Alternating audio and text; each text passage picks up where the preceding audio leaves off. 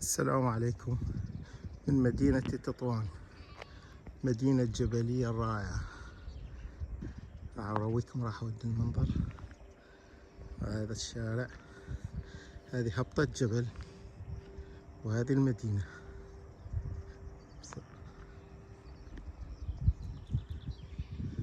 وهذه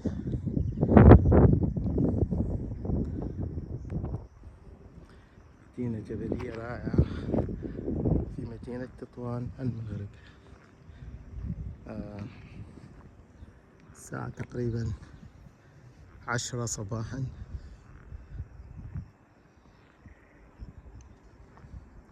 هدوء والسكينة،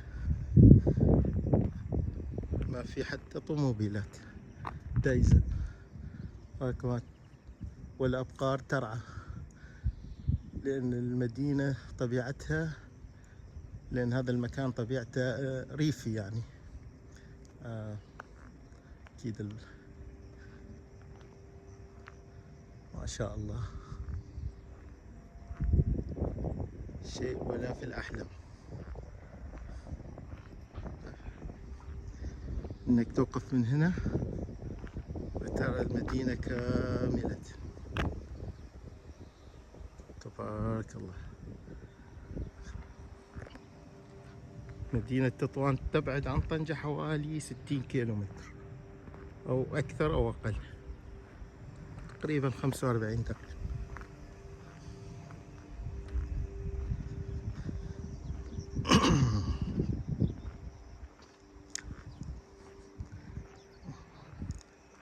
والربيع نايض ما شاء الله. هذا العام الربيع، والخضار والأشجار. هذه غابات ما شاء الله، غابات لا زال فيها الخضرة.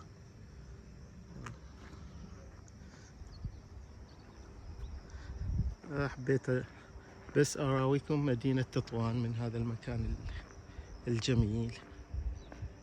صراحة منظر لا يقاوم. يحبون هاي المكان الهادئ.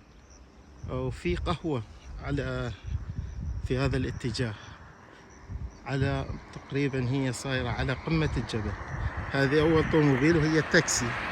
أنا أشوفها التاكسي الأصفر يعني يتعدى طوموبيلات، بس ليس بالكثرة.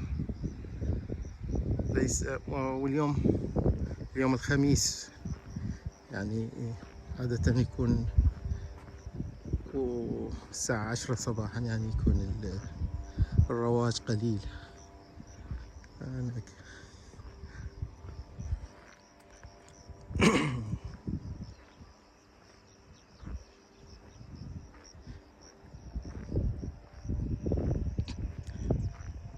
كنت تهبط على رجليك. هذا المكان يعني جيد للرياضة الصباحية، اللي يحب يطلع يجري، يحب الهدوء، يحب التأمل.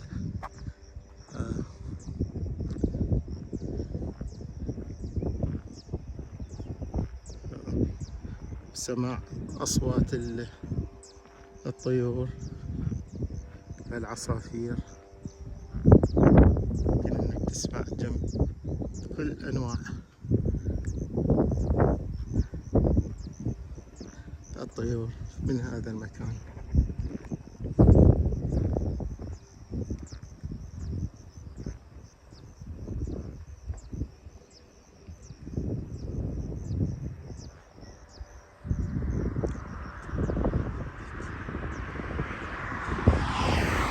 التاكسي عاود.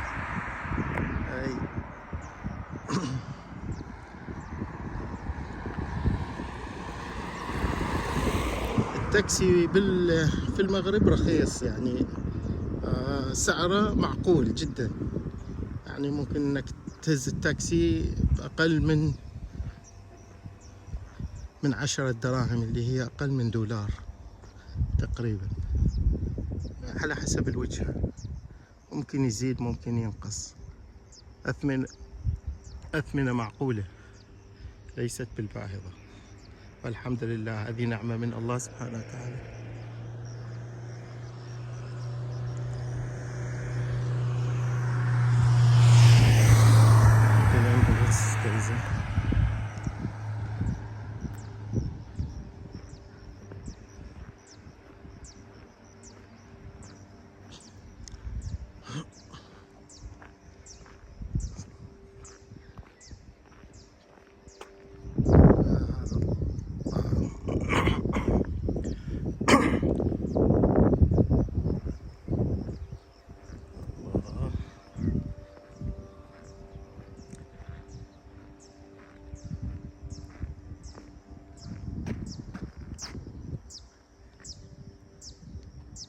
هذا الطائر الذي يصدر هذه الأصوات.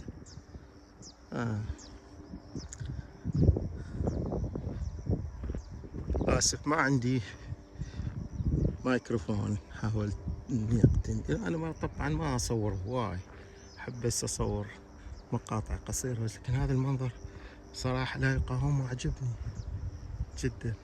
شوف المدينة كاملة من هذا المكان. ممكن إنك تجلس، حط لك كرسي هي تجلس تتأمل، فنجان قهوة، كاسة أتاي، وتحيد الستريس من عندك. شي ياخذ العقل. أرجو أن يروق لكم هذا الفيديو. تحياتي للجميع والسلام عليكم ورحمة الله.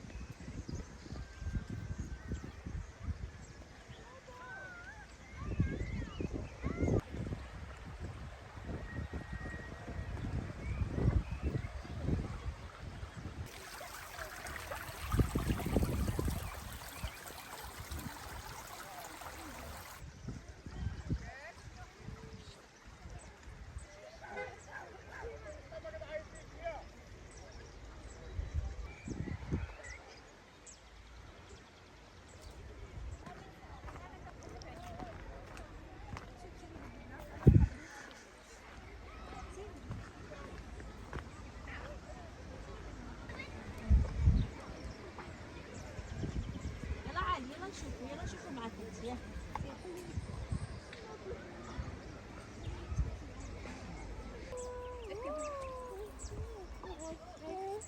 هاي زيد اعطيني واحدة.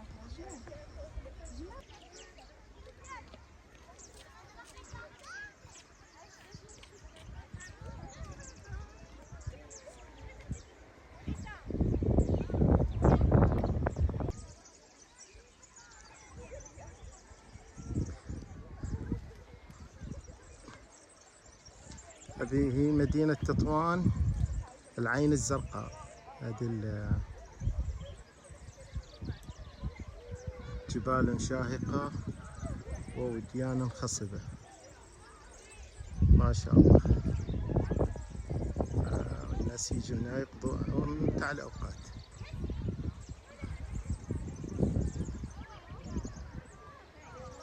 ما شاء الله. أراضٍ زراعية خصبة، وهذه هنا زرعين ما أعرفش الزرع، وهذه هنايا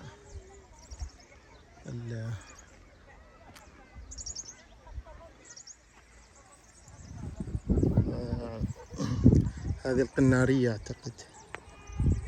زرعين النعناع.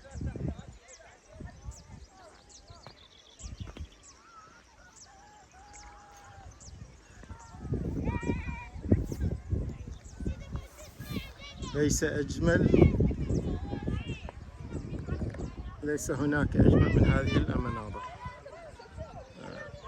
شوف كل شيء على الطبيعة، طبيعة رائعة. اللهم زد وبارك. شوف المدينة كاملة تطوى. أقول لك ما يعني خصك تسول الناس فين تمشي. هذه المكان قلنا عليه شيء حد وكاينة حتى في الجوجل. ممكن انك تكتب في الجوجل او تسأل اي حد من المدينة حيدليك على هذه المناظر الرائعة في المغرب.